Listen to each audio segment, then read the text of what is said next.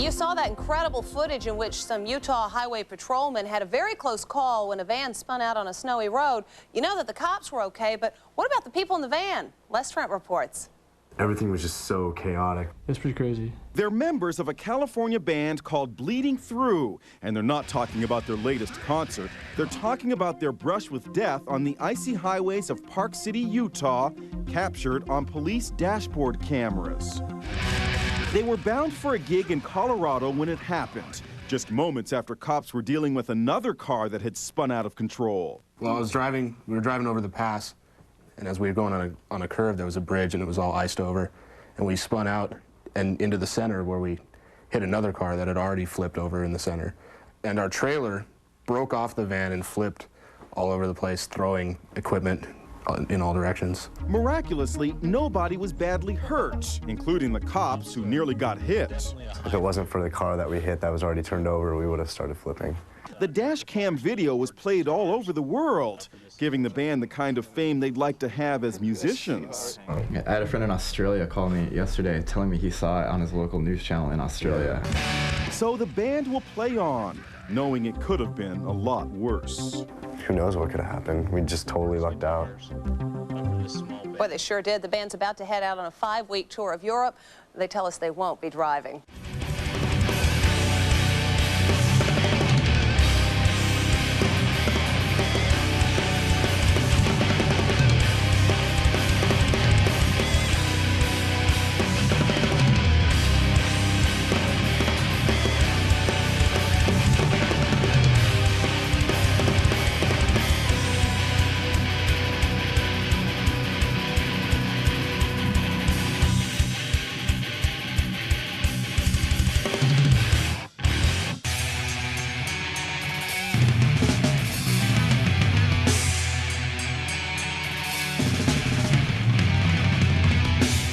This is Newport. This is these are the higher streets. This is 44th Street right now. Basically, this is where I grew up. This is where the big scary band Bleeding Through comes from. These waves and these sunsets and these clouds and all these surfers and everything, and we kind of grew up, at least I grew up, and I think I know Ryan grew up and everything like that, going out here pretty much every day during the summertime and during the year and surfing. And it's kind of funny because the show The OC kind of portrays California as being like the land of sun and surfing and like no responsibility and just people like, you know, having fun doing their thing and just being free. And it's not to that extreme they show it on the show, but it definitely is a place where I don't know, you kind of like find yourself like out here, and it's kind of weird, man. Like a band like Bleeding Through is like, you know, comes from so much hate, can come from such a place like this where, you know, nightly we get amazing shots like these clouds and like, you know, after the sunset, it's like 7 o'clock or something, and, you know, the weather's still warm and the waves are still high, and, you know, it's just awesome. I feel very fortunate to have grown up here. Yeah, the area that we live in, or like the houses over here, these are like $1 million houses, and this is the people I went to school with, or kids that lived in these houses that drove nice cars and everything, and definitely a haves and have-nots of Orange County. It was definitely a big gap through the middle. It wasn't really big middle class, it was just mainly just you either lived in these amazing places on like beachfront property, or you lived in, you know, condos and stuff. This is pretty much where I spent every single summer of my life. If I wasn't like visiting family somewhere, it'd be like in Newport, just at the beach. I'd ride my bike down here. I've lived up in this hill area in these condos. I've lived like all these other places, so it's cool. Like I said, it's a cool place to live, and it's a cool place to like, you know, definitely a good place to grow up. Kind of like the Social Distortion song. You know, you grew up fast and you grew up strong and you grew up hard. And it's definitely a place where you have to fend for yourself because it's a land of competition, and, you know, everybody's out for their own neck. And to find like true friends that will like stick by you all the time and you know, just people that you could trust is a hard issue because everybody just wants their piece of the pie. So, but that could be said about anywhere you live, and the fact that it's just more intense here, I think, because of like our environment. Orange County definitely has like a lot of pluses, like the beach and the like the weather, and you know just never having to get out of your house and warm up your car for 10 minutes while it's sitting in the snow, and you know, shoveling your front yard from snow and stuff. And it's cool like that. But it also is an area that like there's a lot of money and there's a lot of attitude, and but it's cool.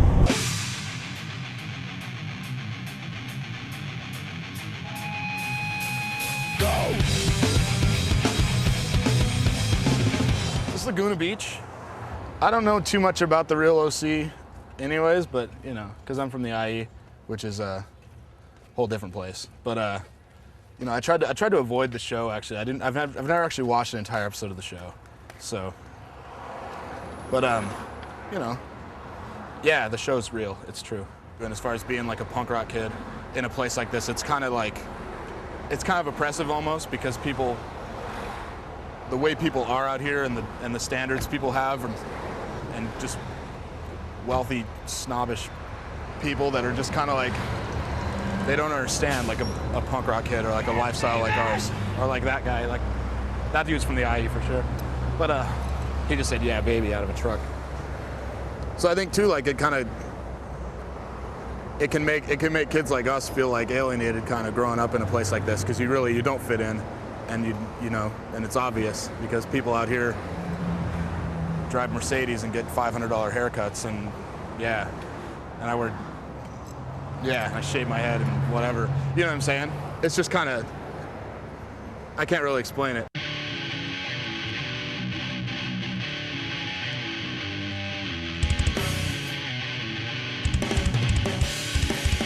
Like all the dudes that come in here, like you're just like rockabilly dudes, biker dudes. Like there's cops that come in, like really awesome dudes like Donnie's, Shreds. Everyone that works here is really cool. But no women allowed. It's amazing. So everyone can just be like guys in here. You know how many chicks sitting around, and they literally, I've been in here numerous times when girls come in and Donnie stops them at the door and says that they can't come in. So he actually enforces it, which is amazing. I don't know how he gets away with it, but. Stell, this is the birthing place of Orange County forefathers. We used to call this place the Dojo, because you can come here any night, and all the bars, the Newport, were all down that street, down there, and all of our friends used to come here and like hang out after shows or just do whatever. And an idiot would walk in there just drunk and call one of us a faggot. Toss a turn the corner and see about 50 of us and be like, and just get beat up. And this is one of the first times I ever hung out with VJ was in this, like, it was here. I met him at school. We had the same like music class or something like that, and we actually. I think that night I hit somebody with a toaster. Yeah. Like like a napkin holder. Yeah, not a napkin a toaster. holder. A toaster was another night. It was a napkin holder. Guy was asking for a napkin holder, so I gave it to him. You know? Yeah. We also destroyed a BMW in this parking lot. Donnie Gorman broke his hand. I mean, maybe we shouldn't be talking about gang fights. It's all right. I never knew people could use the grocery dividers to. A lot of shit went down in this parking lot. Was needless to say. Yeah, So it's pretty legendary, because pretty much like you could always count on this when we would come here. You could always count on like us getting something to eat, sitting down, everything being cool, and all of a sudden Dave Pierce walks up, taking off his watch. He's like, "We gotta go fight these motherfuckers, dude. We gotta fight these dudes," and getting all like riled up and shit. I'm like, "Oh man," then Big U would just like do something silly, and I don't know. But it wasn't always violent. There was a lot of good times. You could come here anytime, any night of the week, and guaranteed you see somebody you knew. Yeah. Now there's like a new breed of kids, and we don't really come here that much often anymore, and it's not really as like hyperactive as it used to be, I guess. But I mean, this parking lot, like pretty much where we're standing, is where I got my face crushed by some monstrous dude that, for some reason, I was trying to stop a fight between a lot of my friends and a lot of his friends, and I was just standing there leaning against a car and didn't even see it coming, and I shattered my orbit right here. Shattered your Johnny Orbit? Shattered my Johnny Orbit. Had to go to the hospital, get plastic surgery, repair my face. This is the parking lot, and that's pretty much the last time. And he still looks great, though. He still looks great. And that's the last time I probably was in any sort of like fight here. So this is what happens here. We were about to leave, and we see our friend Mentley from Throwdown pull up to Taco Loco as we're leaving. How you doing, man? I'm good, man. How are you? What are you doing out here? Weird. I'm getting tattooed. Oh, Yeah. Getting a helmet tattoo. sick. Yeah. So what up, man? Hanging. I'm doing the DVD.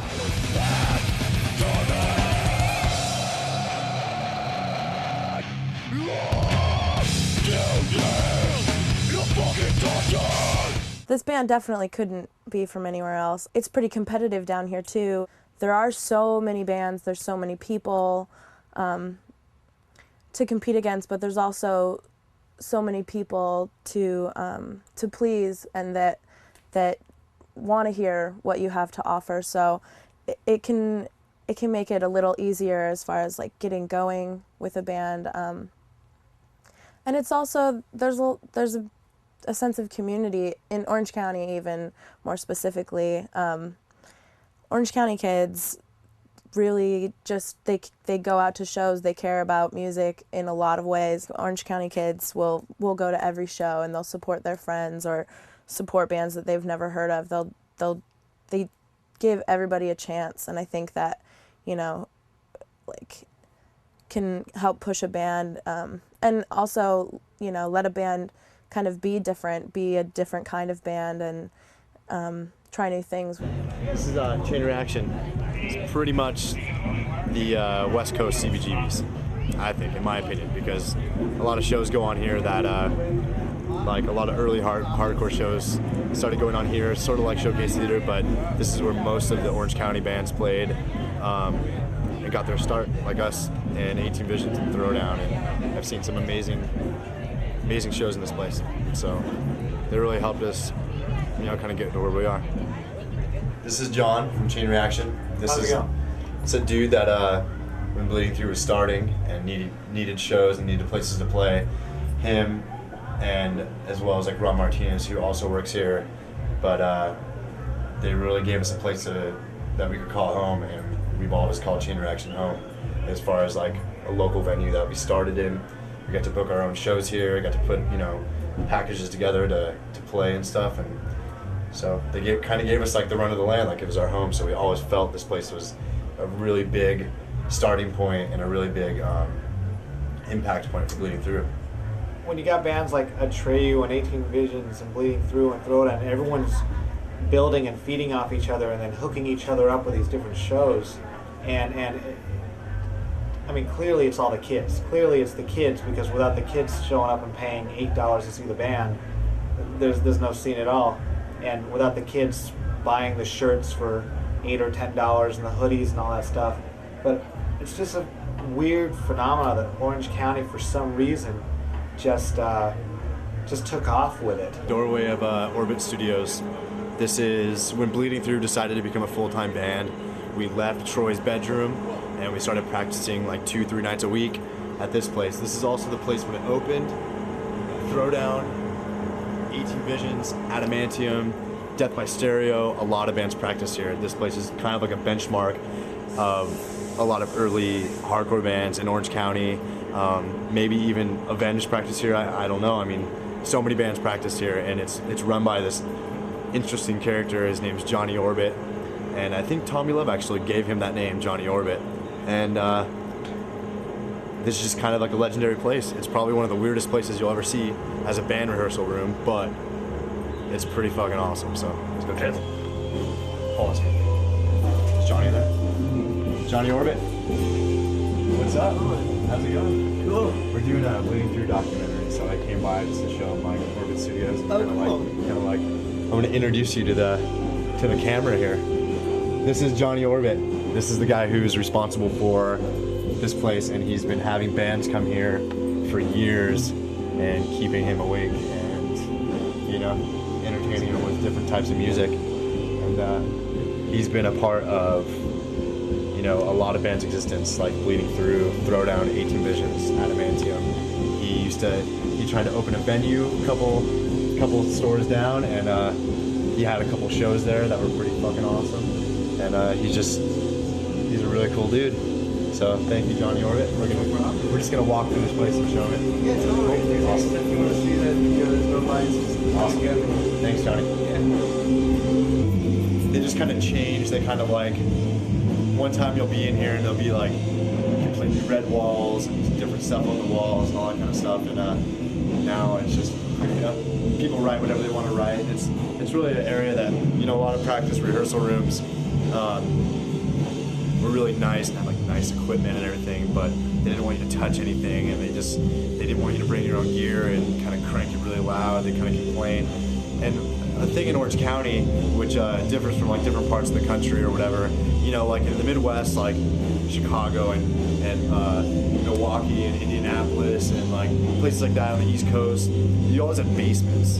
Bands could just practice in basements as much as they'd want, and nobody would like say anything about it because, you know, it's like a different house that's in a house. There used to be basement shows and all that kind of stuff. In Orange County, we never had that here because we don't have tornadoes. Let's just put it that way. We've lucked out, not had tornadoes, but we get earthquakes and all that kind of crap. But basically, like, we would try to practice in our garages, but then neighbors would complain all the time, and you get old ladies knocking on your door, like complaining and crap, and like you can only practice maybe like 1 hour of the day when people are still at work. So luckily, there's rehearsal places like this, and if this didn't exist, then I just don't even know those bands would have kept on going because we wouldn't have any room to practice. These assholes here? Yeah, these two. Talk about them while they're still here. Let's see. Look at us. Well, these are the two that I've known for, you know, the good majority of the time, and these are the guys that were in the band when I joined the band, and they've been in the band forever. Just put it this way. I'm standing next to garbage behind the roses. Talk really loud. Steve was the one that saved Bleeding Through. Without him joining the band, this band would have been done and never done anything. So it's true. And these are the guys that Go back home. that are going back home now. No, but really, you know, Scott and Brandon are definitely the reason why I'm in the band and why I'm still in the band. And you know, Scott being an old friend of mine, just known him forever, worked with him, did other bands with him before, and dude's got a gift with writing guitar riffs, man. Dude shreds. And Brandon, I think the same way with his vocals and with his stuff, and just the level of intensity that he brings to the band. You know, I mean, sure, he stresses out a lot and gets real emotional about stuff, but I think that when that hits the stage, it really comes through, and it really means a lot to the kids, and kids can relate to him, and kids, he definitely brings that personal level to the band, and he brings that intensity and that emotion to the band. So those are the dudes that, like, in my opinion, are the ones that are, you know, they started the band, they got the vision of it, you know what I mean, and they're still doing it now, you know. And Scott Deneau. Marta looks really pretty when she sleeps. She has great feet. Scott is the older brother that I've never had, and the older brother that nobody ever wants. No, I'm just kidding. He really is like an older brother to me. We probably have the closest heart-to-hearts and also have the worst fights as far as amongst band members. Me and Marta will have our moments where she'll be like the person I absolutely hate more than anything in the world.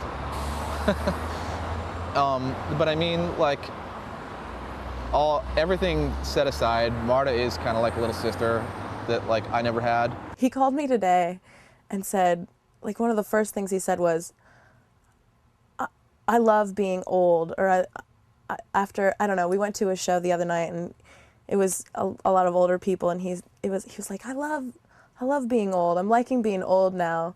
And he really does feel like an older brother to me, and, like, you know, he does have a few years on all of us, so he can kind of hold that older brother, or, you know, more thoughtful kind of position. She's one of those people that I look at and I can say, God damn, you're really being embarrassing right now. And I could actually say that to her and get away with it because, like, you know, how close we've gotten. Well, we share the same side of the stage, so sometimes we butt heads once in a while. Not often, but once in a while. We'll say the worst shit to each other, and then 5 minutes later, we're just like hanging out, just like bullshitting, like nothing ever happened.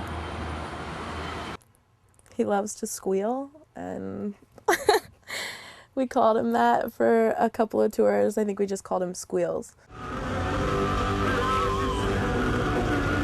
Because we had to tell him to like even tone down the squeals because he wouldn't stop. But I guess if you get it, then you just love to do it. So I don't know. She's like a sister to us now, and you know, and definitely adds a dynamic to the band that we'd be lacking something if she wasn't there. So, and it kind of sets us apart from other bands, having somebody like Marta having keyboards in the music and stuff like that. Lepke's my favorite asshole in the world. The silent comedian, indeed. And when it comes to like to work and like doing the band and being responsible, getting the job done, he's great. You know, when we're writing, usually he's the one that comes together with a lot of stuff, and just really puts forth all he's got into it. Lepke's whole entire life revolves around sarcasm. It's the greatest thing and the worst thing ever. He is very quiet, but he's honestly one of the funniest people I've ever met. He has this sarcastic and sardonic humor that I didn't understand at first. I think I kind of took everything he said to heart, but you really just have to get to know him better and know that he does like you, and if he didn't, he wouldn't give you the time of day. But his sarcasm is usually pretty cutting, but it's never malicious. Dudes are just pissed off or whatever. Lepke will, somebody asks Lepke something, and he'll just come back with the worst comment ever, and everybody's just laughing in tears. He's like me in a lot of sense where we don't like too many things.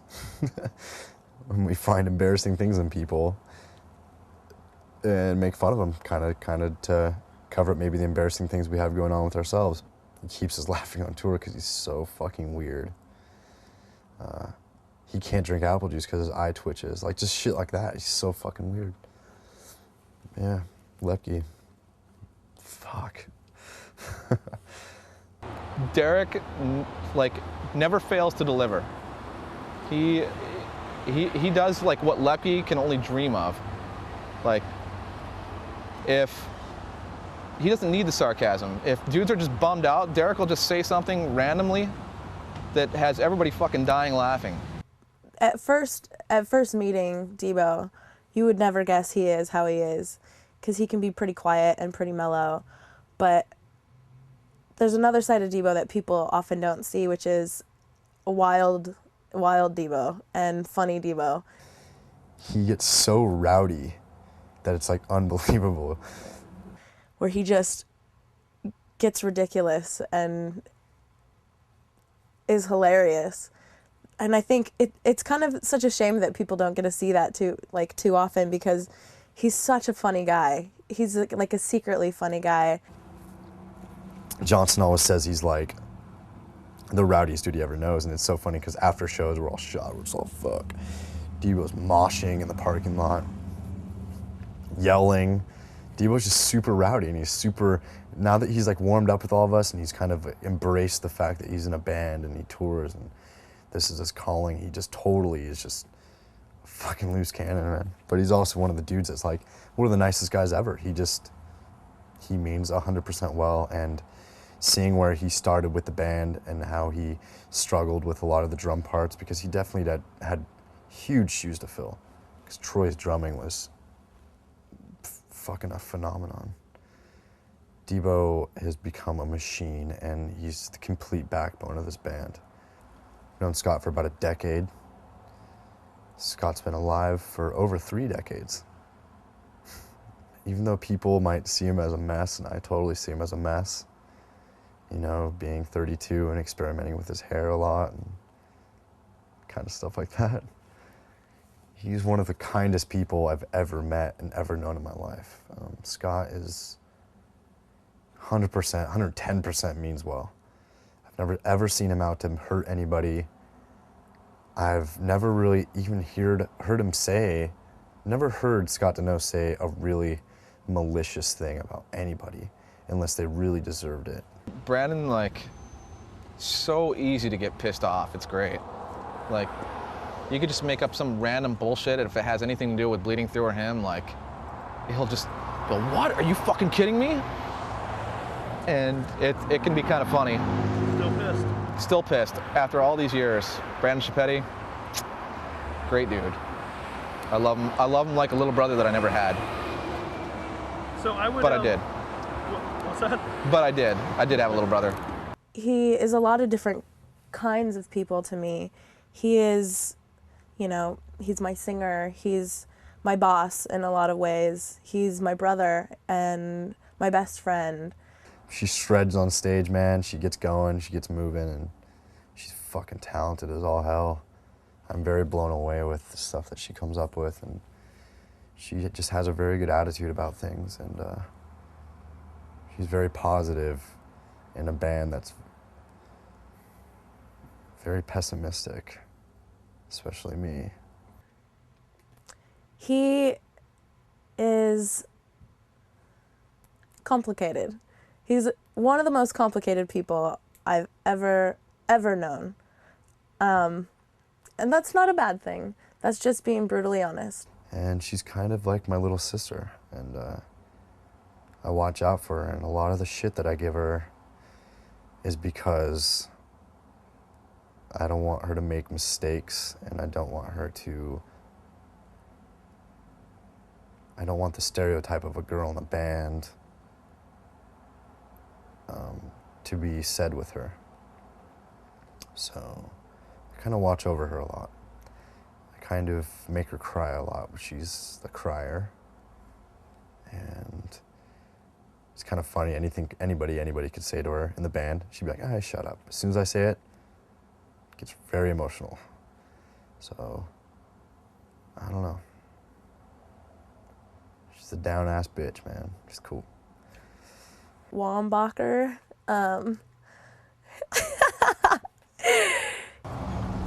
We had this thing with Wambacher where we started putting like other words at the beginning of his last name. For instance, Shitbacher or Pukebacher. One time he was puking, we called him Pukebacher. It was great. I think Johnson said that one. Ryan Wambacher. A dude that we didn't really know first few months of him being in the band if he was gonna work out staying in the band, what kind of a dude he was. We knew that he listened to rockabilly all the time, psychobilly. Used to drive a fucking 56 Mercury. Like, he can be kind of shy and pretty mellow and even look kind of angry a lot, but there's a whole other side of Wambacher that who is just like a goofy surfer kid who cracks jokes. Wambacher's great because he makes the worst calls ever. Even worse than mine. I know I can come up with some pretty bad ones, I'm not gonna lie. And he's always laughing, he's always smiling, and he's always being not really funny, but trying to keep us all laughing. But he's cool. Wakes me up playing country music over my head. He has a lot of different things about him. He likes a lot of different things, so he kind of is a pretty eclectic person. We make fun of him a lot on tour because he's a little dude, and he makes up with his littleness by getting like really extreme things. Like, we all go to a store to buy headphones. We buy like the little ones that stick in our ears, and he gets the fucking big ones that stick on his head like this, and he's like, you can always hear like his music, which we call getaway music, because you know, like in the old movies when they play getaway music, it'd be like, and so like we call his music getaway music because while he's listening to bands like Tiger Army or Mad Sin or Necromantics, we're all listening to it too because we all hear it in his fucking headphones. It's funny though because he takes a lot of jokes and he just puts up with it, man. And he just, every time we see like an old car, we're always like, Wambacher. Or every time we see like, I don't know, dude, so funny. Anytime we see anything old, we're Wambacher. Anytime we see anything kind of 50s, I was like, hey, Wambacher, you know, like, where's your Coke float? Like, how do you pick up chicks like this? Hey, you know, like, we just make fun of him a lot, man, and he just puts up with it, and he's a good fucking sport. He's an amazing bass player, amazing musician, real natural talent, I think. And when he joined the band, he brought a intensity to the stage show as well, just with all his jumping around and doing his flips and whatever he does. And he plays with his fingers on like 5 strings. I don't quite understand that one, but Wambacher's great, you know.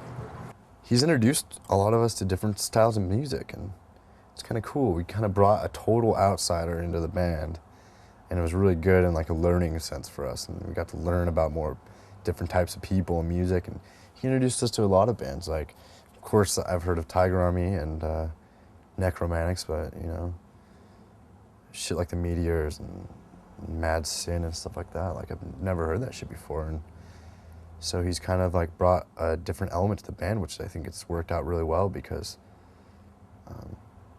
I think any outside opinion to like the music that we're writing or anything we're doing is great.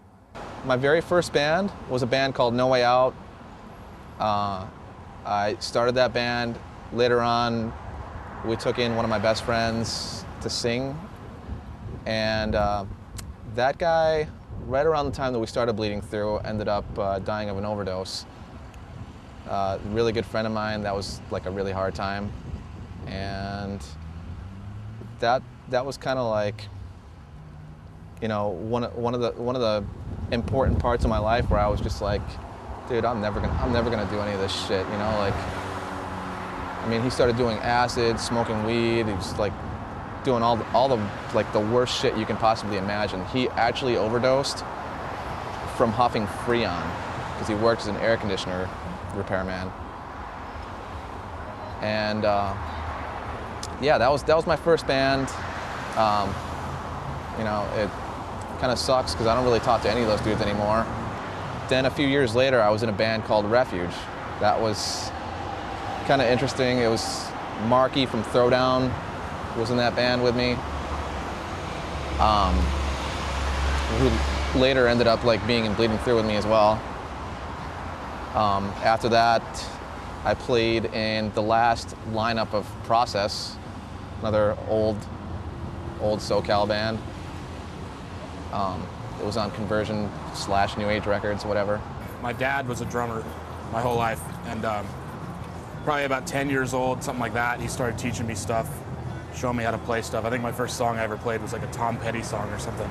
But in the process of all that, I got introduced to a lot of really cool stuff, like from my dad's perspective on things, Deep Purple, Led Zeppelin, stuff like that, like amazing music that I still listen to today. And got introduced to hardcore when I was about 12 years old. And these older guys that lived in the same town as me, they were kind of like, they had a band, kind of drummer or whatever, they kicked him out. And they found me, they found out about me somehow, and they were like, hey, like, you want to be in a band? And I was like, okay. And at the point, like, I barely knew how to play anything, and it was kind of like, it was really awkward, you know, at first, but I did that band for about 3 years. It was called Altered Mission. We were a Christian skinhead band, which was awesome. And years later, I come to find out from everybody else that whenever we would come to Orange County to play, we were kind of the joke, like, or not, maybe not the joke, but it was more like, oh no, like those guys are playing, like. But you know, I had a good time, and I got introduced to a lot of cool stuff through it, and I, you know, and that's kind of how I got in, and it was some older guys, and they got me into like the older, like the bands, like the classic stuff, Minor Threat, and like Agnostic Front, and all that good stuff, Black Flag, all the old punk stuff, like. So at least I got like a good education on it from the start, you know. And through that, I got into like all the local like bands of the time, Chorus and Outspoken, Unbroken, like all that type of stuff. Got to see a lot of amazing shows when I was really young, because of that, because of those guys. So that's kind of how I got into it. I grew up in Santa Cruz, California, and there was a big punk rock scene when I was growing up, when I was like 12, 13. Bands like AFI were starting, Good Riddance, and Fury 66, a bunch of local bands, and I used to go to shows all the time. And they were more on the punk rock side, but they're still kind of tied to the hardcore scene. And then I go to like Berkeley, and I'd go see bands like Redemption 87, and I mean, Ensign would play there all the time, and Mouthpiece and Strain. I remember all the old shows, and Integrity, and Earth Crisis, and I don't know, I just got into the scene. All my friends got into hardcore, and I got into hardcore, and I started going to shows. My first band I was in, I sang for, it was called Progression. I was like a freshman in high school, and it was interesting. It sounded like Youth of Today. We played Youth of Today covers and stuff like that. And then I was in a band, I was in a bunch of bands in high school. I was in a grindcore band called Judah, which we didn't have any songs, we just came to shows and played whatever. And then I was in a band called As Life Ends, which played locally around Santa Cruz and the Bay Area. My dad's friends, like, are old biker guys, and he's got a bunch of old guys that are rockabilly, and they come over to the house, and like, you know, I'd see a lot of it, and I was always interested in my dad's into cars, I'm into cars, and we go to car shows and stuff, and just the style's so awesome that, I mean, I don't know, I got into it slowly, but I didn't want to like do overnight, you know, change over, roll my jeans or what. Practically half of the time I wear my jeans rolled up is because they don't fit. I'm so fucking short. I got a tape from my brother. It was a Uniform Choice tape. And on the front, he shows Pat Dubar singing with like an X on his hand. And I was just like, hey, Nate, what's that? And he's like, oh, that means straight edge. I'm like, well, what's straight edge? And he's like, that means, you know, no drinking, no smoking, no drugs. I'm like, oh, that's cool. Very short afterwards, I started finding people that were going to these shows and started going to shows like the Costa Mesa Community Center and, you know, Old World and Huntington Beach, and kind of met people in that community, and that's how I was introduced into hardcore. I think the thing that kind of introduced metal to me in the hardcore scene was probably the first time I saw Mean Season, or I saw Unbroken, and then what really, you know, changed everything for me in the hardcore scene was when I was 13 and I saw this band called Integrity play in Long Beach, and it was the most intense show I've still like seen and remembered, because here I am 13 years old and I'm watching this band that the singer comes out and just has tattoos everywhere, and he's just shaved head and just looks fucking pissed off, and he gets out there and he just starts screaming like I've never heard anything like it before, because before I was introduced to that band, it was all about Instead and bands like Remain and Black Spot and Ignite, which weren't scary, they were just good, and they were just like a different type of hardcore. Like Outspoken wasn't pissed, they were just solid, but Integrity was fucking pissed off, and Unbroken was fucking pissed. I met Brandon when he was playing guitar for 18 Visions. He was quite a little terrorizer back in his day. I remember going to see 18 Visions play, and he was always one of those dudes that was like in the pit and just being one of the gnarly little kids that had something to prove, which was kind of funny. It was great. I've known Brandon since high school. We both went to Newport Harbor High School, Newport Beach, California. I think I'm, 3 grades ahead? 4? Senior when I was a freshman. Yeah, so that makes me a little bit older. I think Javier saw me sing a show for Throwdown, just filling in for Keith when I was still in Throwdown, but Keith had another show, I think, with Death by Stereo. So I filled in, and they came up to me afterwards like, hey, let's do a band like Integrity, and you could sing and stuff, and I'm like, all right, cool. He called me up one day, said that him and Javier were going to do a side project, and wanted to know if I wanted to play guitar in it. Yeah, we did this band called Breakneck with Scott, Chad, and this kid Troy playing drums. We actually played a show as that band, Breakneck. We only played one show. I think was it with Disembodied or Martyr? No, we did the Disembodied? No, it was the Newport Takeover. Because Bleeding Through's first show. Oh, that's right. Yeah, with Disembodied. And so we played one show. Of course, kids, you know, went crazy. They loved us. How could they not? Breakneck was more like Integrity, kind of like Integrity meets Throwdown. Pretty much sounded like Integrity, and we even played an Integrity song. It was pretty heavy, but it was. I mean, we knew we weren't doing what we really wanted to do at that point. They decided that they wanted to play something a little bit more metal, and they didn't think I could handle it, so they got someone else to play. That being Dave Peters. Yeah, Dave Peters. I played guitar for him for, I think, I want to say 2 weeks. Brandon says it's a week. I think it's more like 2, at least 2. Switched Chad over to guitar, tried to find a bass player, and that just went through a fucking revolving door. Really, there was no hardcore bands fueling my fire. It was all like the stuff that I originally got into, like Exodus, Slayer, like all those thrash bands. And at that point, I started getting into death metal as well, like Cannibal Corpse. Hence, like old Bleeding Through sounding like Cannibal Corpse, you know, having blast beats and all that stuff. All we'd listen to would be like At the Gate, Slaughter of the Soul, and fucking Soilwork, Chain Heart Machine, and shit like that. And we're like, fuck, man, like, what if we can incorporate those bands with the intensity of Integrity? And so we started Bleeding Through. We obviously weren't the first to start mixing hardcore and metal together, but I would like to think that we picked up on that idea and picked it up a step, you know, took it to the next level.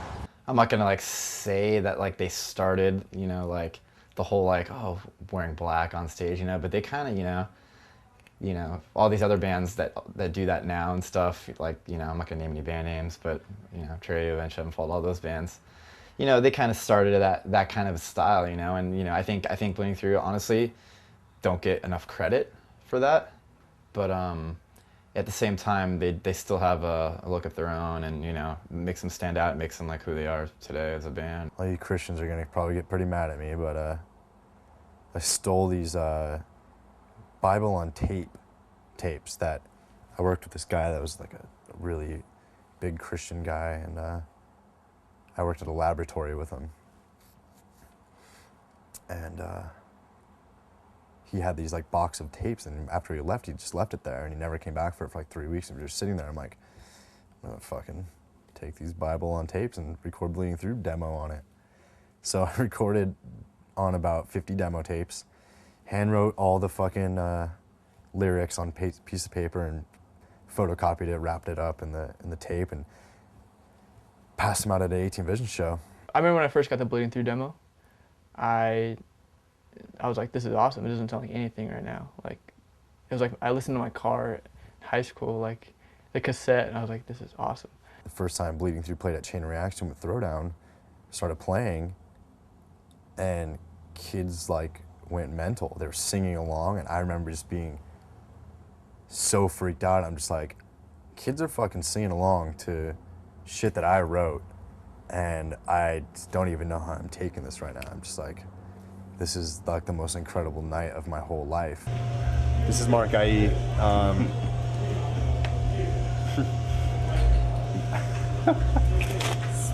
This is the dude that I was in Throwdown with. He played drums on the Beyond Repair record and the You Don't Have to Be Blood to Be Family record, and 7 Inches and whatnot, stuff that I was a part of and wasn't a part of. He was also one of the early bass players of Bleeding Through. Actually did our first tour with us, playing guitar, or half the shows we didn't even have a bass player. I've known Scott Deneau since about '86. No. When Scott was 30. Yeah, when Scott was like 53, I think. No, I met Scott in the early '90s. We played originally in a band called No Way Out, and then that just kind of filtered out. And then we played in a band called Refuge for about 5 years or so. Didn't really get anywhere. The Brandon guy is pretty rad because he stole stole a fucking car when he was like 13 to go see me and Scott's band play in Redlands. Come again? It's a true story. Actually, I was 14. All right, so here's how it happened. That went down. Refuge, I used to love Refuge. Like, Refuge was like the shit. And I think it was like 2 weeks after I got their 7-inch. 7-inch. All right. Yeah, me and Tebow were talking about the 7 inches. 7 inches. That Scott Gibson sold me at a Strife Strain Redemption 87 show. So I was 14, and Refuge was playing in the Inland Empire at this place called the Oasis Church with 1134 and this band called Bastard Squad, which Chris Lisk was in, and it was a cover band. Basically, I just loved Refuge. My ride fell through. I couldn't find a ride or whatever. My dad was out of town with his girlfriend. He's gonna kill me now that he sees this, but whatever. Actually, he found out that I drove the car, but basically, long story short, I found his girlfriend's keys to her BMW. I was 14. I wanted to go to the show so bad because I was so into Refuge and I was so like down for what, I don't even know what the hell I did. I got in the car and I drove to Redlands, to the Oasis Church when I was 14. And I just remember being so fucking scared when I was driving there and driving back. And but the show was awesome. I didn't really know anybody because it was like a different area, and I only knew about Newport kids and a lot of Orange County kids. And they covered an Integrity song, which was awesome. Yeah. And yeah, so that's my story about that. How does a 14-year-old kid know how to get to Redlands in a stolen vehicle? Pre MapQuest. Yeah, yeah, exactly. There's no MapQuest back then. Like Lisk, maybe, I guess. I don't know. You have to call someone some directions. I don't know. I don't remember. Old bassist Marky, which you guys will probably see on this DVD, he quit the band, and Brandon knew I played guitar. I'm a guitar player, so, which I guess I could hang out on bass for a little while. He asked me if I wanted to jam, and so hell yeah, man, why not play in a hardcore band? So I started up, and you know, it was kind of just, man, when we first started playing, we played in our drummer's room. Yeah. In his room, it's some like ritzy house in Orange, you know, and you know, I played out of some crappy bass amp, and we just blew out windows, you know, bothered neighbors, played basketball, you know, and it was just a band that, you know, it seemed like we were gonna play at Shea, and then, you know, maybe a show at Chain every once in a while, but now it just like, it kind of just blew up, and I think it's because we were doing something that wasn't cliche to the hardcore scene, you know. We were doing something that was just pissed off and brutal, and nobody heard that. Everybody was hearing just, you know, a lot of whiny, complaining bullshit, you know. But Bleeding Through brought this different aura to the whole scene. Just like, instead of like the typical thing that you want to do in the hardcore scene is like love your brother, have friends, but for some reason when people listen to Bleeding Through, it just like, instead of holding the guy's hand next to you, you look at him and you'd want to tear out his heart instead.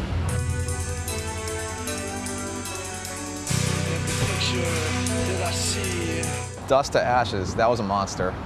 We wrote it in probably about 3 months and recorded it in about 2 days. BJ had just gotten in the band at that point and really didn't know a whole lot of stuff, so most of the bass playing on that record is Chad, because I was too lazy to do it. It was really hard for me at first because I was living up in San Francisco when they asked me to play on the CD. And so I kind of just had a recording to go off of and was trying to make up parts while not being able to practice with the band. It was the first time where I knew that people were gonna hear what I had to write, and I felt that there was like a big need in what I had to say within the hardcore scene. I thought that there's too much hardcore about hardcore going on. What I mean by that is I think there's too many bands singing about problems with the hardcore scene, problems about drug use, I wanted to sing about what I grew up knowing, and that was your emotions can be your biggest fucking enemy, and they could drive a person crazy, and they could make you love, they can make you hate, they can make you suicidal, they could be like a noose around your neck, and at any time, you know, the hangman's gonna come and he's gonna pull it. And that record was probably the most, it was a difficult like time for me, because I needed to kind of step back and be like, is this how I'm gonna go down with this band? Is this what this band's gonna start with these kind of emotions to it? And I just felt it was necessary. A friend of ours, Chase Corum, he decided, he actually put out the Throwdown 7-inch, the Adamantium 7-inch. A lot of the bands started out putting stuff out with Chase. Chase approached us and was just like, hey, you guys want to do a record? And we were like, yeah, of course. That record, it goes back to the start of this band, and the reason why I wanted to sing for a band was because in 18 Visions and in Throwdown, I never really got to express the way that I felt. Throwdown was a straight edge band, 18 Visions was a band that was just, you know, would sing about weird, eclectic shit, meaningful to James. He was in those bands, but he didn't really find like his purpose until Bleeding Through. And I remember just seeing them in the early days, just going like, dude, that's what you gotta do. You're a fucking good front man. You know how to fucking talk to kids. You know how to move around. Fucking, you know, you gotta do this. You gotta do that. You know, get away from the guitar. Fucking stick to being a front man. So I kind of put everything out on the plate of this record. The whole like process of me writing the lyrics was just about a certain person in my life that, you know, growing up, like in high school, I just, and even after high school, I think that this person totally shattered my heart, and I dealt with a lot of like issues after that. Just kind of the way that she went about shattering it was really slow and very painful and very, just kind of like a huge mind fuck for me. And so with this record, I wanted to get all that out and kind of put it on paper and kind of help others kind of deal with their shit through lyrics. And I wanted to kind of express like the pain and the hate that I had, and through these lyrics I wanted them to be pissed but also be inspiring to people that felt the same way I did and know exactly what I was singing about. I thought essentially when we started this band as Bleeding Through, the kids were gonna hate it. I didn't think anybody was ready for metal. I didn't think that like we'd have 3 people at our shows, you know, let alone 300 people like when we finally put the record out. We're like drawing more and more kids, and I was just like, wow, what the hell's happening? You know, when did hardcore go metal? 2 people left the band, and that was Troy, who left the band because his faith told him to not play in Bleeding Through. That was kind of interesting. When Troy quit, he actually called me up and told me, and I was just like, whoa, dude, are you serious? 5 minutes later, I get a call from Brandon. I was broken down with 18 Visions in the middle of Salt Lake City, depressed, and I get a phone call from Scott saying, yeah, so Troy quit because God told him to. And I was just like, you know, what else is gonna fucking go wrong? And he's just like, are you fucking kidding me? So then Brandon asked me, well, what do you want to do? Do you want to just break up, or do you want to try and find someone that can play that shit? Because like, we're not gonna find someone that's, you know, right away that's gonna play that kind of stuff. It's like, dude, no, like I know someone that could probably do it. Like, he's all, who? After they did the Dust to Ashes record, I remember just kind of jokingly, I told Scott, I was like, you know, hey, if Troy ever decides to quit, like, call me up, you know. And a couple months later, Troy quit, called me up. And that's how Derek came into this whole mess. Shortly after we got Debo, we wanted to tour, and Chad, our guitar player, didn't want to tour. He just said that he wanted to save his tour options from work to tour Taken. My girlfriend's brother was in Bleeding Through, original member, which is Chad, and he had to choose, because he had 2 bands. He was in Taken and Bleeding Through, and they were both going on tour at the same time. So he had to choose which band to go on tour with, and he chose Taken. I've known Brian for a while. He used to come down and stay at my house. So Bleeding Through needed a fill-in guitar player, and they called me, and Chad actually asked me if I wanted to fill in for him. I will never say anything bad about Dave Mandel till my dying day. That guy helped Bleeding Through out so much. We're at the Glass House, I believe, and me and Brandon were just hanging out, and he's like, look, I got this new band called Bleeding Through. We just recorded this 1 CD. We want to get ready to record our next CD, and we want you to put it out. You know, we don't even care what the deal is, you know, like, we just want you to put it out. And that, you know, that means a lot to me, because I don't do this label to move lots of units and get my sound scan up and, you know, make lots of money. Although all of those, you know, if they come, they come. But, you know, I do it because I want to put out bands that I believe in and that are my friends and I think are good people.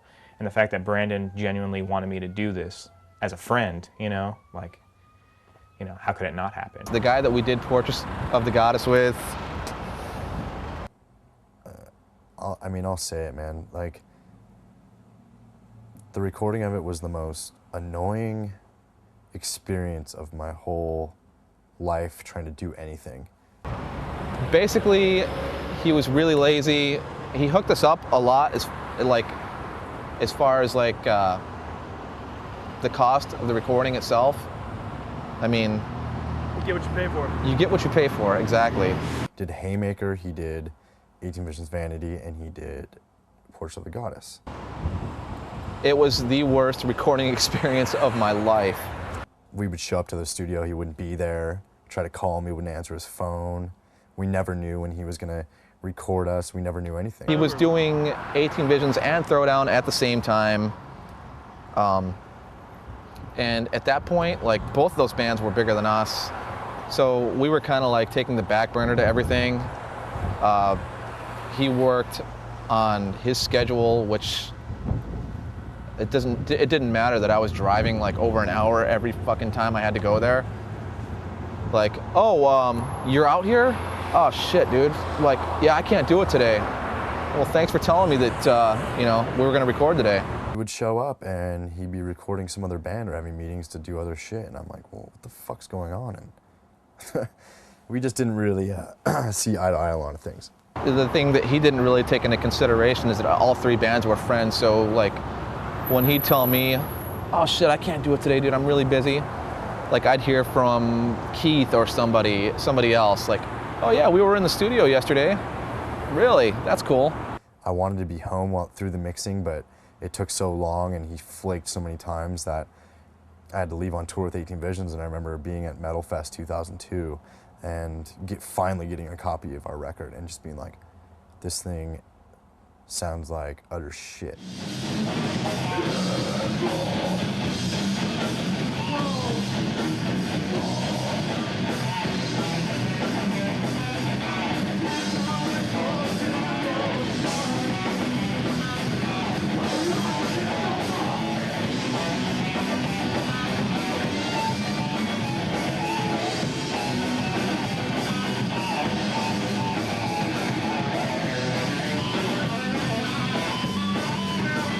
People in new bands are like, I don't want to have to do those shitty ghetto tours or whatnot, but shit, man, I played barefoot in a fucking dump yard or like some mechanic yard, and like I was fucking ghetto at the time. I was ghetto, dude. I did not shave, like I didn't bathe. VJ was awesome. He was awesome to tour with, except for he was dirty, he never showered, but he never wore shoes, which sucked. First of all, I'm from India. Second of all, I didn't shower. I mean, go figure. Well, there's only one conclusion that can come from that. But I do shower now, ladies. I don't know. Well, the first tours, you know, we rented a minivan, for crying out loud. One of the experiences I remember is we're driving down the freeway, you know, I don't think Brandon was in the car. I think he was with 18 Visions in the van in front of us. And we're driving down in this shitty little minivan that, granted, even though it was shitty, every girl on the road wanted to show us their boobs. Yep. But the shitty minivan, we're driving down the freeway, all of a sudden, the fucking side window just blows up. No, we had no idea how it happened, just blew up, glass everywhere in the car. We're driving like 80. And we had walkie-talkies with 18 Vision trying to like call them, pull over, pull over. They weren't listening to us, so we had to pull over and like dump out glass from all our bags, and you know, Debo's in the back seat with just glass covering him. Yeah, just not moving. And that was a good time.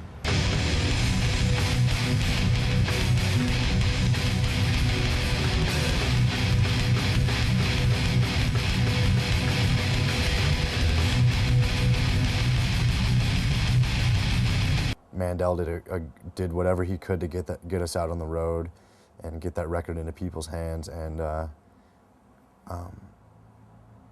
we had a lot of pride selling that record to kids because we knew we were doing something that from Orange County that wasn't really being done at the time, and we knew we were working hard for a label that a lot of bands didn't really work hard for, and that was a decision. And you know, we had fun. We had fun doing those shows. We had fun doing those tours. But it was definitely hard. You come home with no money. And shows weren't that big.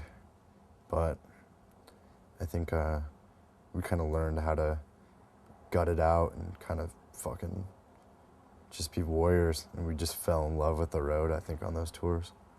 Most of us. Bleeding Through was going full-time, totally could have. They did. They went full-time, and I was going to school. I was going to school for music, and I was just falling in love with that. It just got to a point where you could tell he was over tour. He didn't want to tour anymore. I mean, that's when we were doing shows where it's like 50 people at a show, and it was like not making any money and everything. And he was supposed to take Chad's place, actually, when Chad left the band playing guitar. But he told me he didn't want to be in the band, so he told me to play guitar, because I was supposed to play bass originally. They offered, you know, they wanted me to still be in the band, and they had just they wanted to fill in, you know, a fill-in to take my spot. But I guess my conscience got in the way of that, and I didn't want somebody that was putting all this time into the band and putting a lot of work in, and who deserved, you know, to see what Bleeding Through was going to get to. I really couldn't make myself do that. And I know they could have found some guy that would have probably been like so much more gung-ho than I was at that point. To tell you the truth, my first priority at that point was to finish school. And if I went full-time with Bleeding Through, I wouldn't have finished school. After he left, we scrambled to find a bass player, and Mick from 18 Visions filled in. When I asked Mick to be in Bleeding Through, we were in the loft of the 18 Visions van. And I'm like, hey man, like, I know you like Bleeding Through, like, I'm always touring with 18 Visions with you, and on our away time, we just toured Bleeding Through. When Brandon asked me to be in the band, we were in both bands at the time, so he asked me to be in, and so I was a permanent member. And neither of us were planning on quitting either band or whatever, so Keith was doing Throwdown at the time, I think Ken was too, so we kind of worked out good for that time, you know. That was the funnest summer ever, because Mick is the funniest dude. I don't mind saying this, I think that was the happiest I've ever seen Mick in his whole life, because I think that's the freest he's ever been musically, and I might, you know, have people be kind of sore at me for saying that, but I think he was free, and that was cool. So I was in Bleeding Through from April 2002 to about August 2002, and we were on tour probably, I think it was straight the whole time.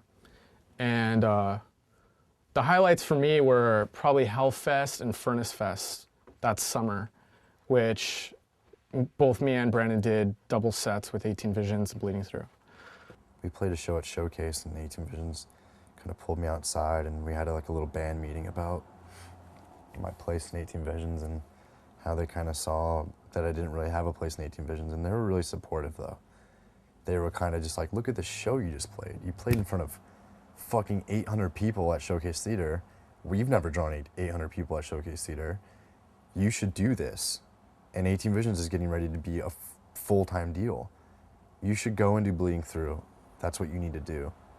And it would help out Bleeding Through and 18 Visions by you not being in 18 Visions. We kind of felt that we were just kind of separating at the time. He was kind of more involved in Bleeding Through, and it was really hard for me because at that time, right then, I knew I had to choose between the two bands, and it was really hard for me. So, you know, I initially moved out here to be in 18 Visions, and so I felt like that was the band I had to stick with. It completely broke my heart because Mick is one of the closest people to me. I think that we don't hang out that much anymore because we tour so much, but from the tours we've done with each other and the experiences that we've had, I think we've come really close, and honestly, I miss him a lot. And then when he decided to leave the band, I was kind of panicked because I'm just like, we have another tour in fucking 3 weeks. I need to find a bass player. At the time, Mike Milford, who sings for Scars of Tomorrow, was like, I know this kid Ryan, and we were gonna try out Ryan before Mick actually agreed to do this band. And I met Ryan once in my life before. I think I was in the middle of my 3rd day of class. It was like, I took like some bullshit like guitar making, surfing, and like auto mechanics. Nothing real. It's fake college. And it was OCC, so it wasn't even real college. It was continued high school. My friend, good friend Mike Milford, sings for this band, Scars of Tomorrow, called me up one day. He's like, you know, hey man, what are you doing this summer? I'm like, probably starting school to make my parents happy. I don't want to do it, but been out of school for like 1.5 years, 2 years. He's like, all right, cool. And I'm like, he's like, see ya. I'm like, okay, that was kind of random. So I get a call from Brandon, and he's like, hey, your friend Mike gave me a phone number. And I just remember the call that I put into him. I'm like, hey man, this is Brandon from Bleeding Through. And he's like, oh hey, how's it going? Mike told me you're gonna call me. We need a bass player, can you do it? What do you got going on? He's like, I'm not doing anything, dude. I work at a fucking video editing place. I've been working here for fucking 3 years. I want to play music. And I'm like, okay. He's like, well, what do you want me to bring, like, on tour? I'm like, what do you mean? He's like, well, like, what do you want me to bring, like, gear-wise? I'm like, ooh. Never heard a bass player ever talk about what kind of bass he wanted to bring on tour. And he's like, what do you want me? You want me to bring a 6-string or a 5-string? And I'm just all, 6-string or 5-string? All right, cool. Fuck, bring both of them. I was like all psyched. I'm just like, usually if a person's playing a 6 or a 5-string bass, he pretty much knows what he's doing, you know? He was still on tour, I think, at the time. I had like 4 or 5 days to learn like an entire album almost, like 10 songs, I think it was. And came home from tour, and the night before we actually left for tour, I was at eating dinner at this place called Taco Loco in Laguna Beach, and Brandon was actually there, and we had never met, so I went up and introduced myself, and he's like, I'm like, hey man, what's going on? He's, hey, and I'm like, I'm gonna be filling in for you guys, and he's like, oh, hey, what's up? So it was kind of weird, not awkward, but just random. So we had one practice, and he was like really confident about the practice, and we're like, okay, we'll teach you the set. And he shows up at practice, and we were intending on kind of spending hours there, teaching him the songs. He's like, all right, well, I know these songs. I'm all, you sure? And he's like, yeah. So we ran through them, played them flawless, and I'm just like, dude, you're in. That was before he even met Brian or Molly. It was just me, Scott, Debo, and Wambacher. I never met Wambacher until I actually met him here at Mandel's house the night we left for tour. I walked outside and it's this dude with a mohawk. I'm like, who the hell is this dude? I look at Brandon, like, what the hell is this? Sounds like Lepke. Typical sarcasm. It's great. Oh God. Those two gave me a look like, you're a fucking asshole. What are you doing? And I'm like, this kid shreds. And pretty much 45 minutes later, we got in the van and left for tour with 5 people I have never met in my entire life. And he played a show with us, and he moved around, and his presence was fucking great. And he reminded me so much of VJ, but he was just a way better player. And he added this like spark at I think the time when Bleeding Through might have been at a really like kind of low point. We were just like, are we gonna do this? Are we gonna make it?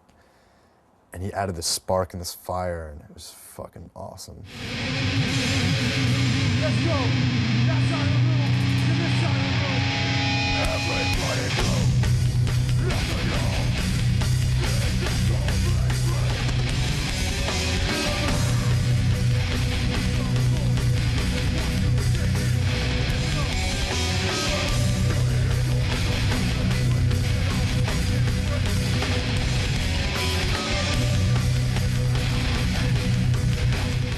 Indecision was awesome. The whole Portrait of a Goddess thing was awesome.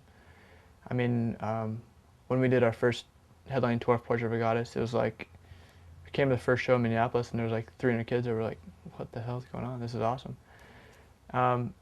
So that whole era it was good times because it wasn't any pressure. I think there was a point when Bleeding Through was touring that we felt that we needed a little bit more exposure. I think that felt like we were working harder than the label that we were on, and that the label couldn't keep up, and we needed just a little bit more to show for it, because we're doing a lot of work and didn't really have anything to show for it.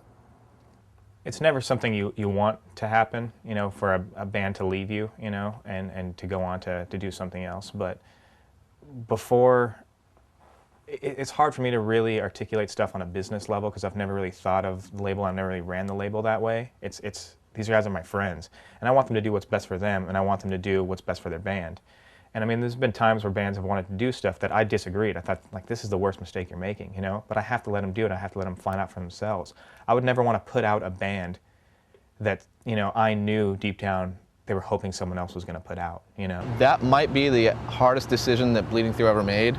I have no complaints about Indecision. Like, everything was awesome. But Chusco, they came to one of our shows in New Jersey, and they wanted to check us out, and then they wanted to sign us, but we were still with Indecision, and we were kind of like iffy about doing it because we didn't want to leave Mandel because all he'd done for us and everything.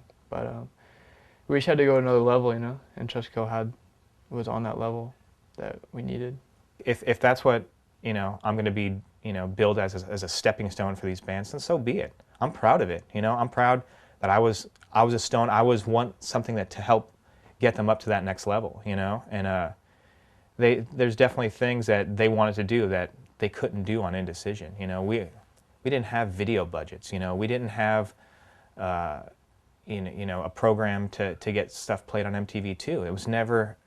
I never thought that would be an issue for me. You know, I was putting out hardcore bands. No hardcore bands ever needed this, and obviously this, you know, bands are going to grow in different ways, and I would never want to feel like I'm holding a band back or holding my friends back, even worse, you know. So I mean, when they came to me, of course I was a little heartbroken, you know, but it's like I understood.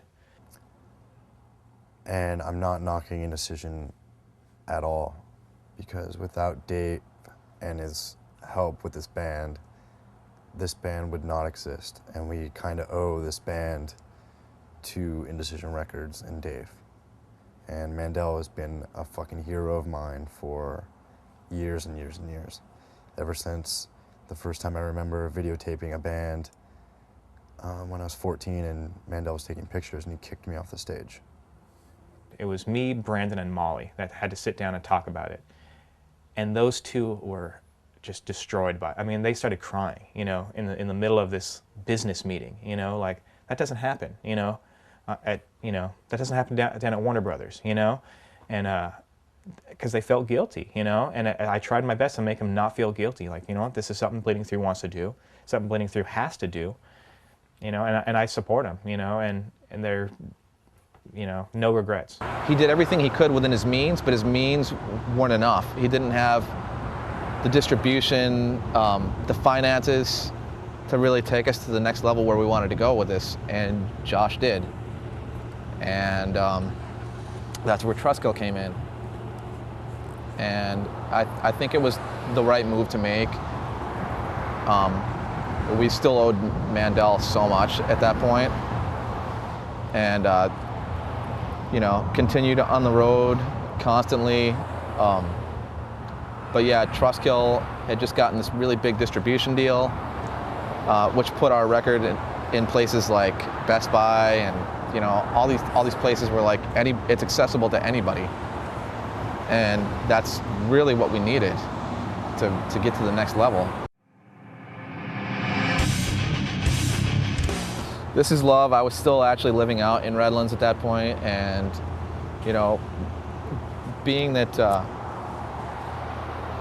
you know, like, it was that far of a drive, it was not a fun record to make.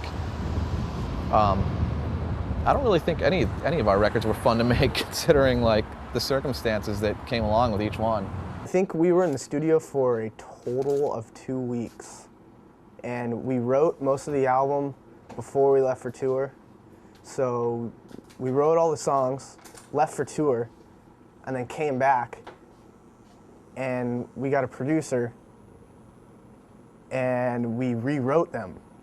So we had already forgotten how we originally wrote them, and we had to rewrite them in a week's time, and then go straight in the studio and record them.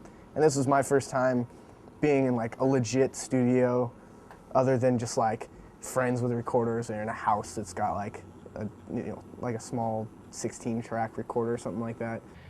As far as recording it, Ulrich, he's an awesome dude. He's a really genuine guy. Funny thing about Ulrich, before we met him, I'd never met him before we started working with him, and we had heard like some of his like former stuff, and he was like, he's always Static X's like producer, and he worked a little bit on this Deftones record and whatever, and we're like, oh, that's cool, you know.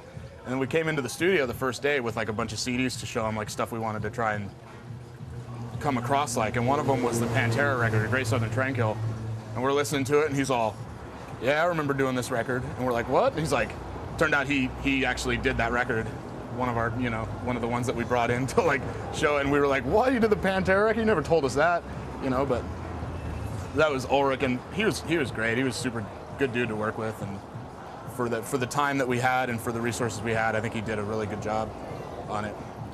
And but you know, it might have been a little bit rushed, but I think in a way when you're put on the spot like that to do something right then and there, I think that's, you know, when your potential for like your best moment comes, you know what I mean?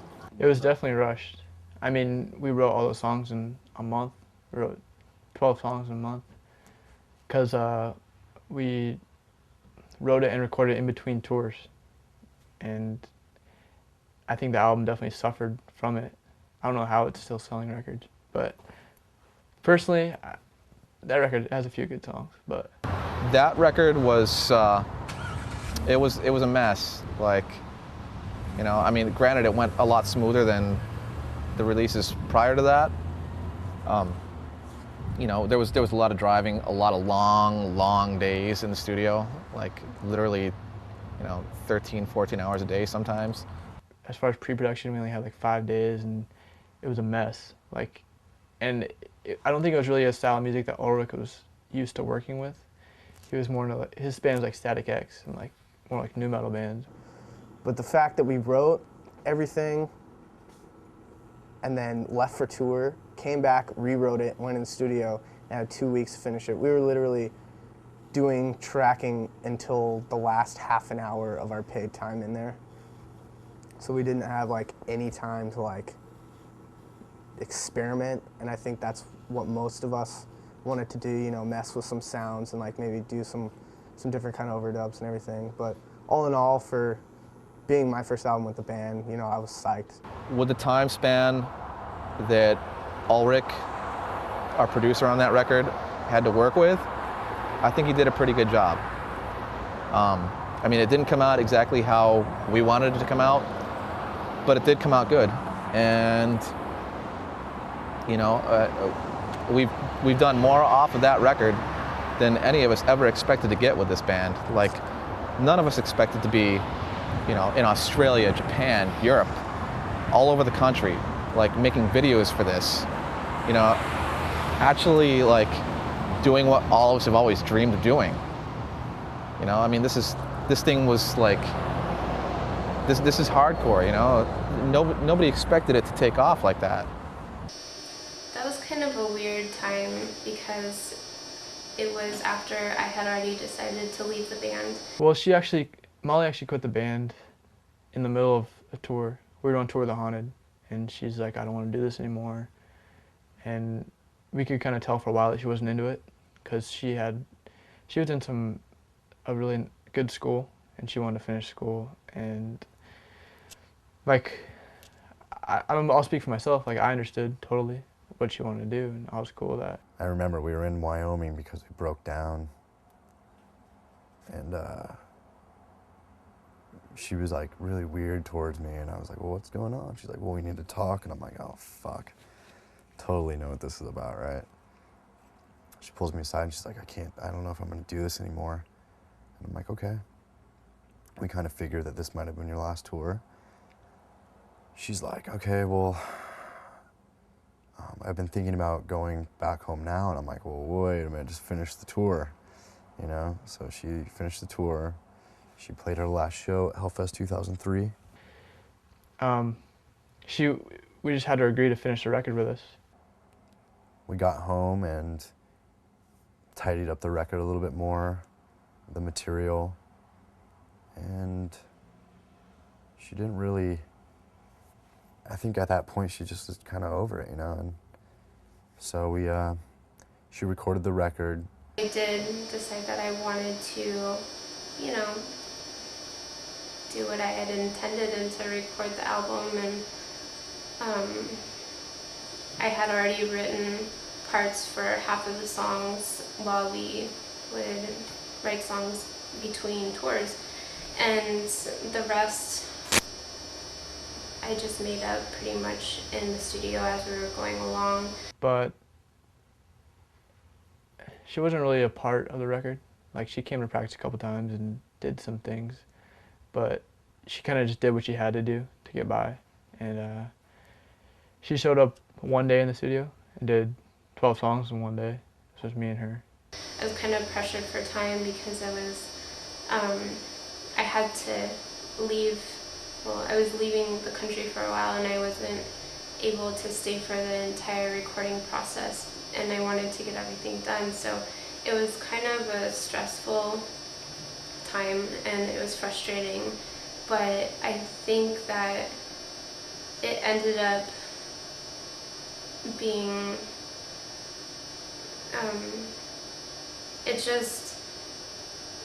it worked, you know. Like, I think I got enough of what I wanted to put on the album recorded before I left, and that was it. I think that Molly saw the band going more full-time because she knew that us leaving Indecision would mean that we really had to kick it into high gear, and she saw the shows getting bigger.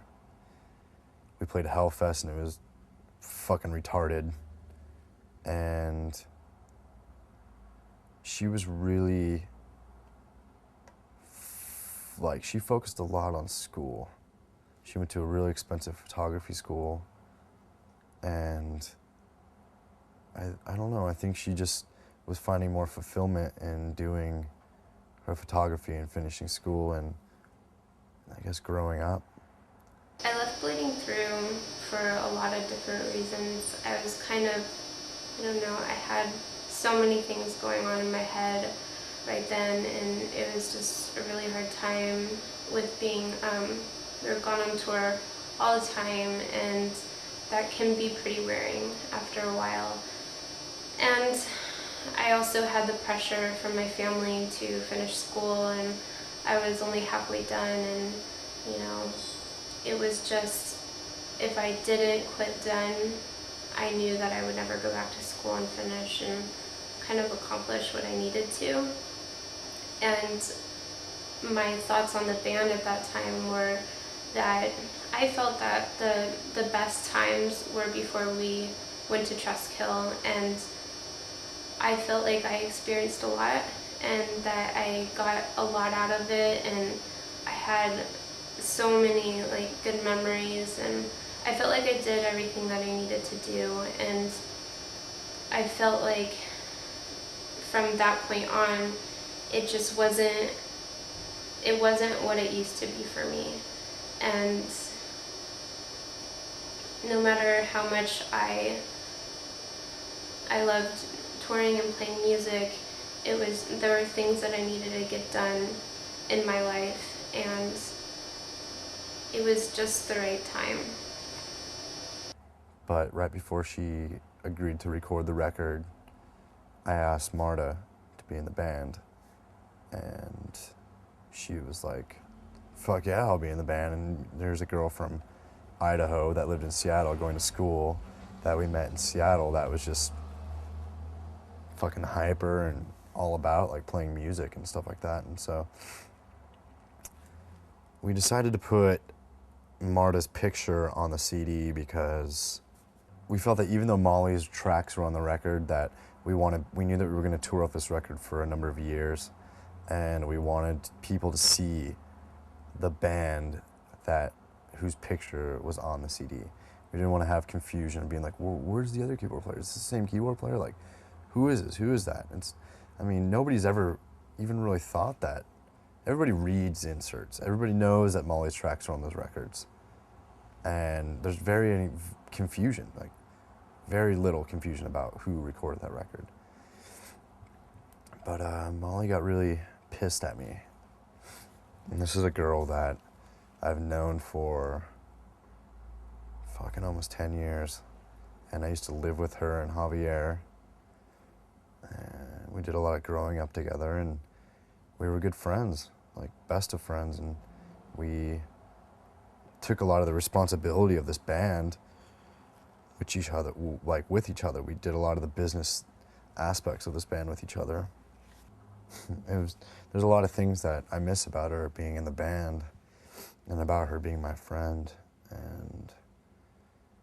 But that's about the time when she left, and so that record introduced Marta to hardcore glory. I was living in Seattle at the time, and I had finally gotten to see them on the first tour that they did with AFI. We played this place called Studio 7 with Himsa, and we were walking through, like loading our gear into the backstage room, and we hear this band with like vocals like total fucking death metal band and shit. And I'm like, what the fuck is that shit, man? I'm like, shit's fucking brutal, right? We just like make fun of brutal shit, like fucking brutal. And we were on tour with the Red Chord, I think at the time. We're like, what's the Red Chord practicing right now? This chick walks out and introduces herself. I'm like, hey, what's up? I'm Brandon. She's like, I'm Marta. I saw you guys play in Idaho with AFI. I'm all cool. So I really love your band. I'm just really psyched to see you guys play tonight. I'm like, cool, I'm all, what are you doing here so early? She's like, oh, I'm in this band over there. I'm all, what are you doing? She's like, I sing. I'm all, what? This fucking girl was death metaling in the other room, dude.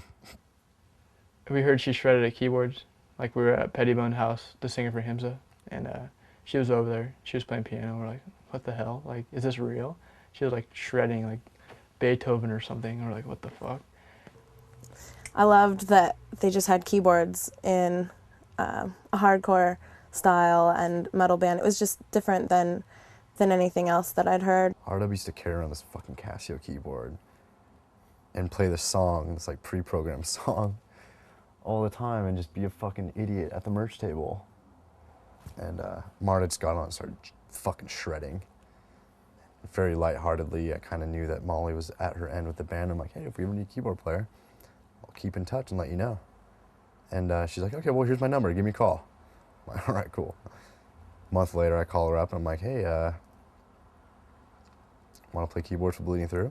That was honestly a dream come true, a literal dream come true. So I packed up my things, told my parents I was quitting college, and moved to California. She moved down here on my birthday, August 3rd. Everybody, don't forget next year. She slept on my couch for 6 months. Eventually, a room opened up at my house, and she moved in. She's added a very different side of keyboard playing because we were so used to Molly, who was very reserved, very not outgoing with people, not very talkative with a lot of people, to Marta, who was just, I mean, her first tour with the band was with fucking AFI, who was like her favorite band. You know what I mean? So we were just like, oh God, here we go, you know? But she's met a lot of people that have helped this band out, even on a business level, that we probably wouldn't even talk to because maybe the dude or somebody tried to pick up on her and whatever. I'd always kind of hung out with mostly guys anyways, and I lived with all guys in Seattle, and so it wasn't, you know, something too out of the ordinary to be hanging out with only guys, but having no girls around was a new thing. It was just, it was pretty rough here and there at times because girls have this tendency to want to talk about things, and boys have this tendency to not talk about things. So there was definitely some adjustment to that, and I mean, I talked to my band, but there is a missing connection that a guy and a girl have. It's like versus a girl and a girl. So it took some time to adjust. And honestly, it never. I still adjust. Like day by day, I'm on tour. I still adjust to being the only girl, and every day is different. Every day it's kind of like, you know, new water. Or every tour is still, you know, feeling everything out. So the AFI tour, that was amazing. That was the first tour that we did off of This Is Love, This Is Murderous. It was huge. None of us, like, I mean, we expected to be big, but like that was just incredible. It was a great time, despite it being so big. AFI treated us amazing. Like there was no egos, no rock star bullshit. That's like one of the most vivid tours that I always think about. Awesome guys. We got treated amazing. For our point in the band, the shows were huge. I mean, the biggest shows we'd ever played to a really, really broad crowd, you know, not just hardcore kids, not, you know, AFI kids are like hardcore kids, metal kids, goth kids, mall kids, pop punk kids, surf kids, bros, whatever, what have you not. And Bleeding Through fans. Bleeding Through, yeah, Bleeding Through anyway. fans now. Ozfest was, it was incredible. Like, that was the biggest tour that any of us have ever done. It was insanity. Like, you know, basically, you know, like 10 to 20,000 people a show, like just going nuts. You hear people screaming, like all these like dirty old people. Okay, picture the shittiest people you've ever seen in your entire life getting drunk at 9 a.m. in the parking lot so they don't have to buy beer in the festival itself. And like chicks with their tops off with like flowers painted over their tits, just disgusting like messes everywhere. And then like hardcore kids throw in the mix, like mall kids, like total just like bro dudes that like if it's heavy, I'll go. And then being on a bus pretty much for the first time. And it was like a giant barbecue, 24 hours a day. You played, and that's the only responsibility you had. We're touring with Ozzy, which is awesome. I mean, how many people get to say they did that? And Judas Priest, which was amazing. So that was cool. And then the tour started, and it was awesome. It was like playing in front of 10,000 people every day. I mean, sometimes at 9 in the morning, which is still cool. I mean, you play a show and you go eat breakfast, which is awesome.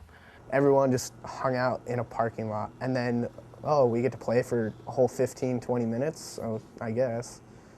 But I would definitely do it again, because it was fucking awesome. I didn't have any responsibility, just hung out all summer, rode bikes and skateboarded, but it was hot as shit. I think that sucked. But basically, barbecued every day and slept my life away. I don't really remember what happened that summer. Bleeding Through took a step back to when I was about 14, 15 years old. Lyrically, it's when it all kind of begins. The writing process, and the story of the lyrics and of the band kind of starts when I'm about 15 years old. My parents got a divorce. I moved from around a lot of houses, and I think I got lost in the mix of my parents trying to find another life, you know, kind of find something else other than being married, you know, kind of going through these changes. So I moved back and forth between parents a lot. We moved to a lot of houses. We finally moved to Newport Beach. And I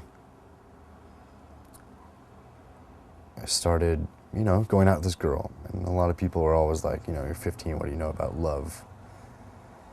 But I started going out with this girl. And, you know, I was kind of a kid that never fit in. And this girl was popular, and she was beautiful, and she gave me a lot of hope and a lot of like reason to be happy and be, you know, content with my life, and that's everything's okay and everything will work out. She just gave me a lot of like inspiration. And then I kind of see me being not very cool, and her getting more cool and popular, and a lot of guys wanting to hang out with her, and me not being the most attractive person in the world. And so she bailed. And it wasn't really the fact that she just bailed, because I could probably get over that if that's the way it happened, but it was the fact that the way she did it. She used to keep me around for certain things. She used to keep me around for emotional support. But she was never there when I needed her. You know, she would walk up to me at school and grab my hand and hold my hand through the hallways. The very next day, I'd try to say, hey, how's it going? She wouldn't even look at me.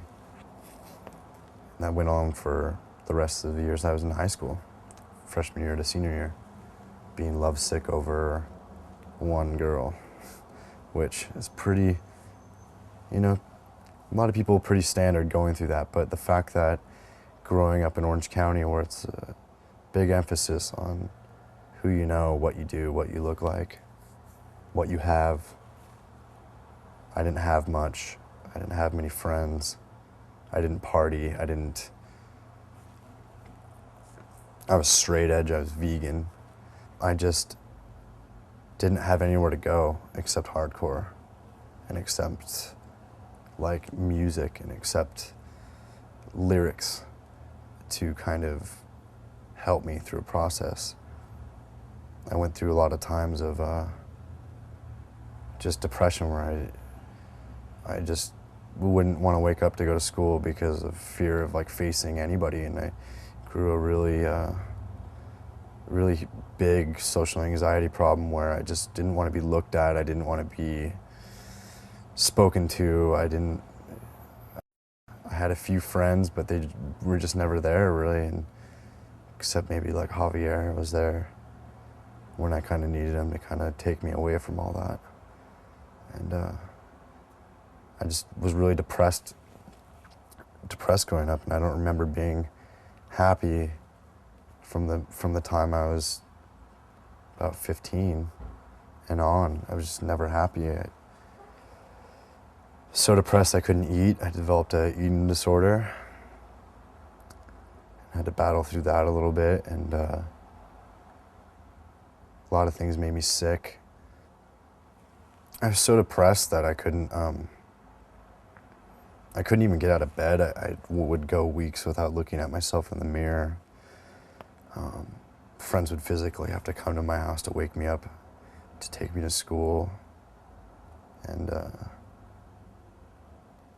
I hated everything and I hated everybody. And growing up's hard when everybody knows what you've lost and what you don't have, and being a social outcast and being somebody that was never really accepted because you had such a strong opinion on certain things. Getting in a lot of fights at school because of being straight edge. A big issue was I always thought it was the way it looked. And I don't think it was a fact that I wanted to not eat because I wanted to be skinny or anything like that. I think I was so depressed that I couldn't even think about food, and I was so stressed that I just developed this eating disorder where I just would go days without eating anything. And it'd be because of so much anxiety and so much stress and like so much depression. And I hated myself. I hated everything. I hated my friends. Because the only thing I had in my life was the music and the scene that I would go to shows to, and I just knew my friends weren't into it for the long haul, and I fucking hated them for that. And it proved me right, because I only have about 2 friends that I grew up with that are still around. So Javier brought me in 18 Visions.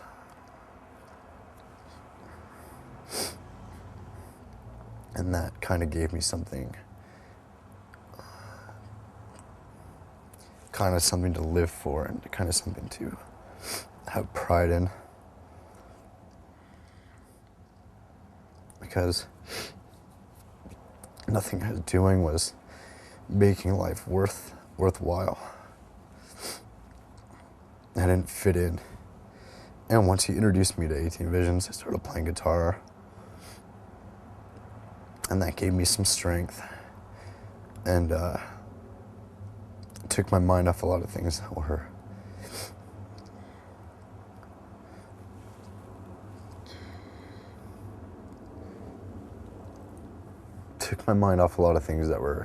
like killing me inside. And meeting people like James and Ken really helped. Dave Peters really helped. I stopped my eating disorder. I just kind of looked in the mirror and I'm just like, I can't do this anymore because I'm hurting myself. And my parents see it, my family. Gaining a lot of courage and a lot of my esteem back from that. That disorder went away. I started going to the gym. Not necessarily becoming like narcissistic about things, but kind of just gaining more strength. A lot of bands out there today, I feel, are a cookie cutter of some other band. I think a lot of bands sound a lot alike, and they look a lot alike, and they're just doing the same thing. I think that's what kills a scene of music. This record, for us, that we're writing, which is To Be the Truth, is probably the longest we've ever worked on music, longest we've ever thought about music, and how now we know that from a certain success that This Is Love, This Is Murder's had, just how many people are actually going to hear this fucking record. And we decided to, whereas a lot of bands would pull a 180 and be like, you know, this record might get out to the mainstream, man. Let's try to tone it down a little bit. I don't think we're necessarily toning it down. We're using a lot of elements that we've always used in Bleeding Through, but just using a little bit more.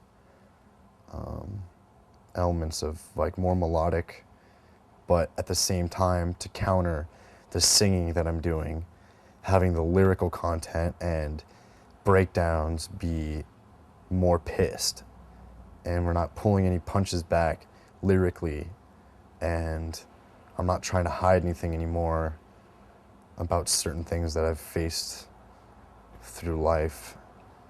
Musically, we're writing exactly what we want to write. We're not writing anything to cater to other people. We feel that people have done their job of coming to us, and we've done a good job of staying true to ourselves and having people discover us, not because I always think that the worst thing to do is changing your sound to get out to those people. Let them come to you, and if those people don't come to you, fuck it. As far as the truth and writing it, we definitely paid attention to originality and not following somebody else's footsteps. I think it sounds a lot different than anything else out there right now. It's still bleeding through, but it's more mature, I think, and I think it's kind of taken a lot of older influences rather than newer influences, and I would say Entombed had a big influence. That was probably the major one. Slayer, Pantera, Dissection. There's still a little black metal feel to it, and a lot of like old American thrash, like Testament. The writing process was a lot smoother, I think. Everyone knew what we wanted to do going into it. Brian and Scott had a bunch of riffs written. You know, everyone was just like psyched on going on to write this album. We really wanted to write it. We had time off to write it. We had a practice space this time, so we actually went in Monday through Friday, like noon to 4, and would write. We'd write noon to 2, take a lunch break, and then 2 to 3, 2 to 4, we'd finish, and we would almost write 2 songs of practice, and it was awesome. And they weren't just like half-assed songs or like, I guess that part will work. You know, if we didn't like a section or like a note in the song, we would change it, and we had time to change it. So, you know, I don't think we ever really experienced having all the time in the world, not all the time in the world, but enough time to write it and be completely comfortable with it and everyone liking it. I mean, there's not one song on the album I don't like, and I can't say that for the last album. There's a few songs that, not fillers, but we definitely didn't think were the best songs, but we had to fill up, you know, we had to fill up the CD, but this one, I think every song holds its own, and I think that's awesome. I really didn't think we'd get that far, and every song's fucking brutal. We all think this album's way better. We're gonna use the elements that we've been using as was Bleeding Through, and anything that might have been changed on the record that you might have been like, this is Bleeding Through? Holy shit, like totally different. You have to know that we did that to challenge ourselves, and we actually enjoy playing that, and it's something that music has to progress. It can't stay in the same state. And I think that we've just progressed from This Is Love, This Is Murderous, and we've done a lot of things that we wanted to do on This Is Love that we didn't have the time to accomplish. Like, we have a slower song on the record that I just sing the whole time, and it's sort of like this slow, darker, kind of like ballad thing that when you still listen to it, I still think you're gonna be able to be like, this is Bleeding Through. But this is like a more emotional outlet for Bleeding Through to get something across. But I definitely think that it's sticking to our guns. I know that maybe people are gonna hear it and always say the last thing's better. It's just the way music is. I still hear fucking fools in the crowd tell us that Dust to Ashes was our best release.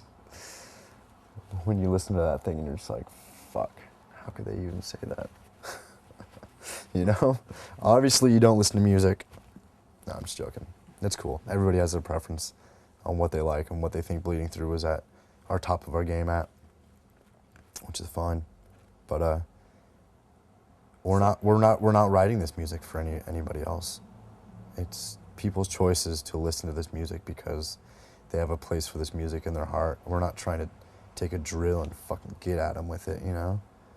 We're gonna write this music the way we wanna write it, and people could do it.